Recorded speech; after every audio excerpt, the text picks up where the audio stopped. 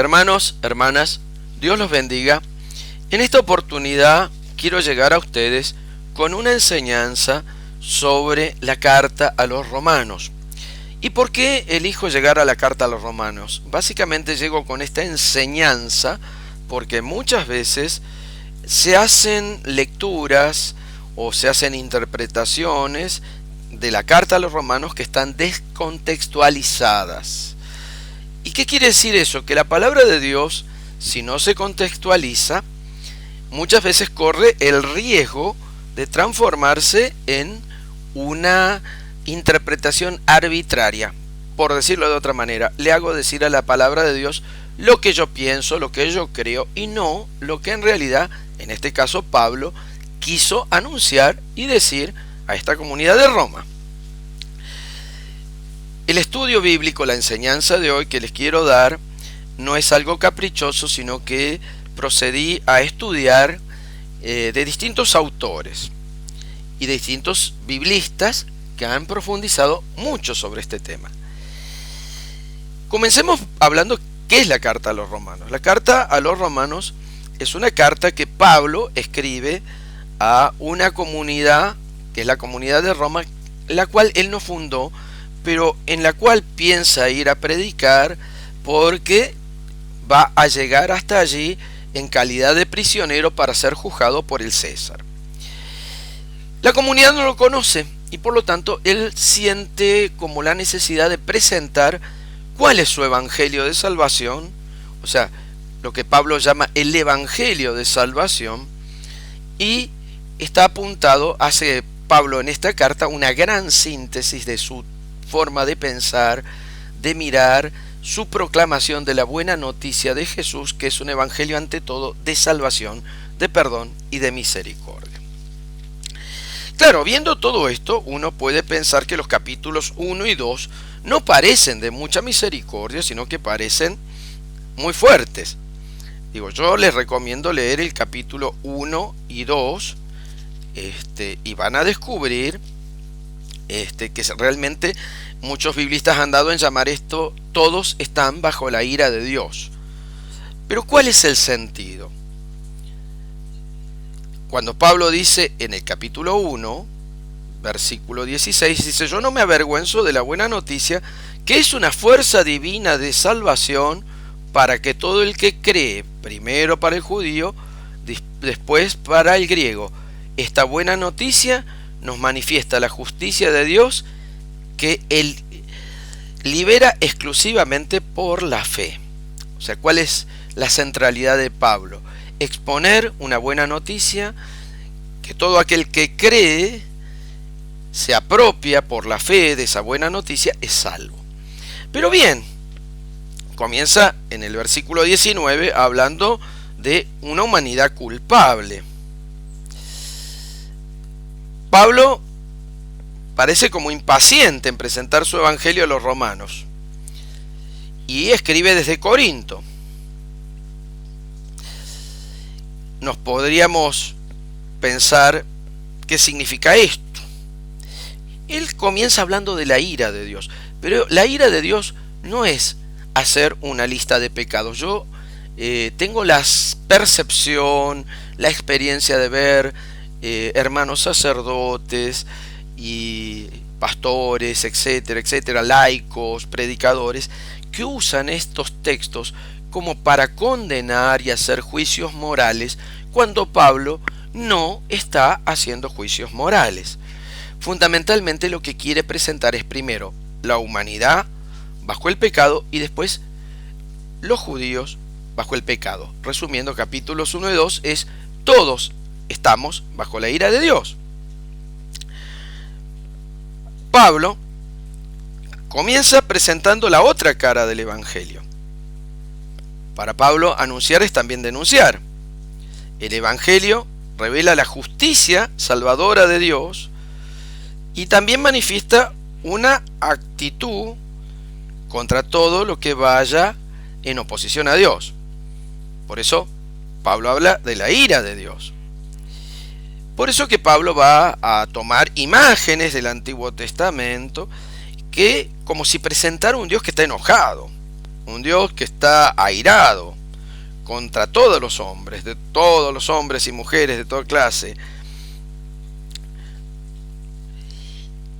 Y él se refiere primero, en este capítulo 1, al mundo pagano que lo rodea y al que fue enviado a evangelizar. Después lo va a hacer con los judíos, a quienes les ha anunciado el evangelio con insistencia y la mayoría se opone. Parecería que Pablo nos presenta una visión tremebunda, apocalíptica, que contempla en primer lugar una situación terrible a la cual pueden llegar los hombres y mujeres del mundo pagano cuando han alejado sus vidas de la presencia vivificante y salvadora de Dios. No en vano, Pablo escribe desde Corinto, una de las ciudades más corrompidas del Imperio Romano. Por eso que Pablo comienza en un tono amenazante. Cuando si lees el capítulo parece que todos están bajo la ira de Dios. Una implacable constatación. Dice, dejó que fueran, en versículo 24, dice, dejó que fueran dominados por sus malos deseos. Los entregó a pasiones vergonzosas. Los entregó una mente depravada, versículo 28. No podemos pensar que Pablo esté presentando un Dios vengativo y castigador. Este no es el Dios que presenta Pablo. Pablo lo que está describiendo es el castigo que se someten aquellos hombres y mujeres que se convierten en sus peores enemigos de sí mismos cuando cambian la verdad de Dios por la mentira. Y cuando Pablo habla de la mentira, que es el pecado radical del ser humano, el pecado más profundo del ser humano, es el apartarse de Dios, el alejarse. Eso es el pecado con mayúsculas. Eso es el verdadero pecado. El resto son transgresiones. ¿Por qué? Porque esto conduce a la idolatría. Dice, adoraron a las criaturas en vez de el Creador. Desterrar a Dios de nuestras vidas es el peor castigo que podamos darnos a nosotros mismos. Este destierro de Dios es lo que el apóstol llama atrevidamente la ira de Dios. La pregunta que nos podemos hacer es, ¿puede estar Dios ausente de su mundo, indiferente a la vida de sus hijos e hijas, por más pecadores y depravados que sean? Pablo lo que dice es que no. Todo lo contrario a lo que muchas veces se afirma, porque ni homosexuales ni lesbianas, no está hablando de eso. No está planteando eso. Pablo lo que está diciendo, básicamente, que no, que su presencia amorosa de Dios se convierte en una presencia airada. Es decir, que esa ausencia para el pecador, pero al mismo tiempo es una estrategia del amor infinito de Dios. Básicamente, Pablo no está condenando de un plumazo a las religiones, culturas, a la moral del mundo pagano de su época. De hecho, cuando hace no heredarán el reino de los cielos, versículo 29 del capítulo 1, esa lista de pecados está tomada de la filosofía estoica. Ciertamente, Pablo no plantea eso, sino que Pablo, de hecho, podría escribir lo mismo si contemplara la sociedad de hoy, si nos contemplara a nosotros, incluso nuestras sociedades denominadas cristianas. ¿Pablo es un pesimista sin remedio? No, todo lo contrario. No olvidemos que Pablo comienza su carta presentándose como embajador total, plenipotenciario de Jesús, quien por su resurrección ha recibido plenos poderes para ejercer su señorío salvador sobre el mundo. ¿Qué quiere decir esto? Que Pablo no mira al mundo como un moralista que está marcando y esto está mal y lo otro está mal y todos se van a ir al infierno, sino que todo lo contrario. Pablo no muestra los vicios y los excesos como cualquier predicador ambulante. Sus ojos, iluminados por la fe, van más allá, contemplan la raíz de toda maldad y la injusticia humana, que pueden emponzoñar los comportamientos personales y colectivos de las sociedades, de las culturas y aún de las religiones de todos los tiempos. O lo que podríamos decir que es lo mismo, desenmascara lo más profundo de la condición humana y mirándonos como seres humanos ve como apartados de Dios. Esta visión nos puede hacer espantar. Podemos pensar que, bueno, si esto es así, nadie va a salvarse.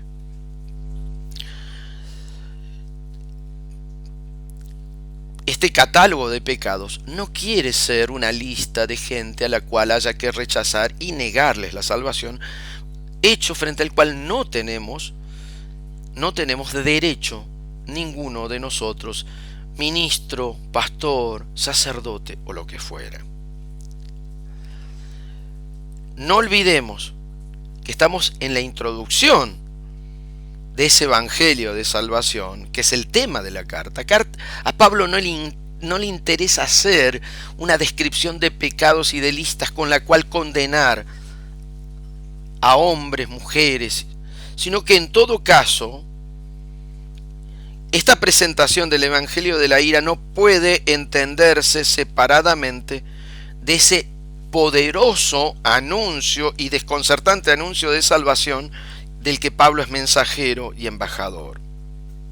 Por eso que cuando leemos el capítulo 1 y 2, no podemos perder de vista que todo esto está siempre, todas estas situaciones de pecado, de descripciones, de no heredarán, de esto, de lo otro, están siempre al servicio de un amor de Dios que es salvador y que fundamentalmente el amor de Dios siempre quiere a sus hijos y quiere que sus hijos estén con Él. En el capítulo 2, Pablo se vuelve ahora hacia su pueblo, hacia los judíos. Antes se ha dirigido a los paganos en tercera persona. Y a continuación va a hablar como en segunda persona, es decir, en forma de controversia, como si estuviera discutiendo con alguien. Es decir, imaginando a un judío que le está planteando problemas y citas para hacerle la contra. Es como si este judío que Pablo se imagina hubiera estado escuchando con aire autosuficiente y sobrador las condenas de Pablo contra el paganismo. Y nosotros, si somos sinceros, podemos sustituir el judío imaginario de Pablo por el cristiano autosuficiente, del cual muchas veces nosotros somos parte de ese cristianismo autosuficiente y que creemos que somos los dueños de la verdad, los dueños de la salvación, los dueños de las cosas. Pablo discute con este judío orgulloso y le anuncia también a él el evangelio de la ira de Dios. Para empezar, le recuerda la imagen bíblica del juez juzgado, la canción del juez y la viña, o los jueces de la adúltera. Y Pablo, ¿qué va a hacer? Va a invitar a que aplique las consecuencias. Le viene a decir que él también participa de la condición humana y que es tan pecador como los demás. Toda actitud religiosa de la tradición que sea, si no nos lleva al reconocimiento de nuestra condición de debilidad, de fragilidad y de pecado, al arrepentimiento, es falsa. Pablo va a resumir muy fuerte al final de su alegato: no hay uno honrado y no hay uno que sea sensato. Capítulo 3, versículo 10. Lo que Pablo quiere es desarmar esa falsa seguridad de la que está alardeando ese interlocutor imaginario que se ve como ya justificado, ya salvado ante Dios gracias al cumplimiento de la ley.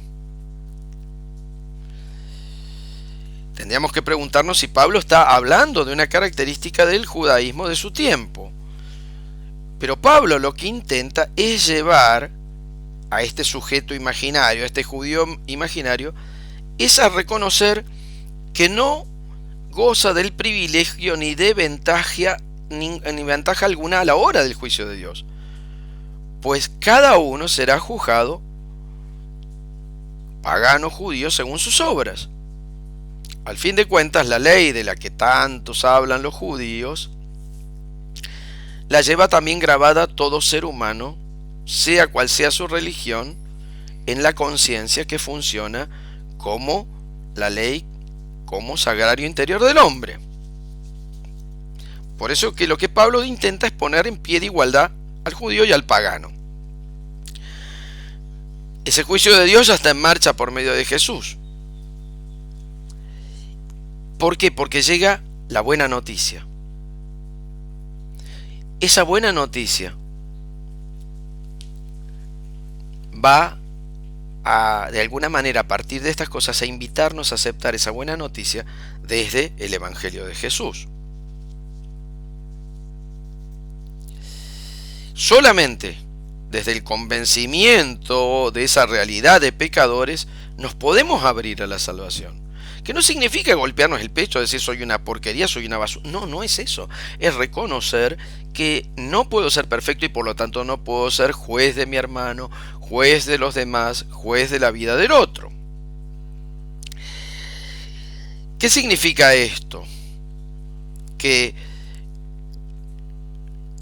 este pecado no solo corresponde a nosotros como individuos, sino también a la comunidad, incluso a la institución. La iglesia no está solamente formada por pecadores individuales, sino que ha pecado y sigue pecando como grupo, como colectividad y como institución. ¿Y cuántos siglos hemos demorado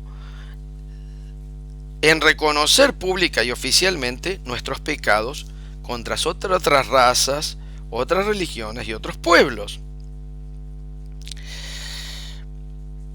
Por eso que Pablo, en esta discusión imaginaria, pretende de alguna manera llevarnos a entender que todos necesitamos de Dios. Y por lo tanto, en el capítulo 3, versículos del 1 al 8, nos empieza a recordar que Dios es fiel y empieza a hablar de la salvación y de la justicia de Dios. ¿Cuál es el error de tomar estos textos para hacer una lista de pecados con la cual tener y exponer las miserias ajenas? Leer y escuchar a Pablo, si uno lo lee completamente y a lo largo de toda la carta a los romanos, nos invita a ponernos todos bajo la salvación que nos viene de la fe, por la fe, no por nuestra perfección psicológica, humana, personal, y por lo tanto, siendo todos, creyentes y no creyentes, deudores del mismo Jesús, no jueces de los hermanos y de las hermanas, sea cual sea su condición personal, vital, su identidad sexual o la que fuera. Digo, a veces he escuchado predicaciones terroríficas planteando este tema de una manera sumamente errónea y equivocada. Hermanos, estemos en guardia, lean toda la carta, contextualícenla y van a descubrir sobre todo misericordia, aceptación, inclusión y perdón. Gracias.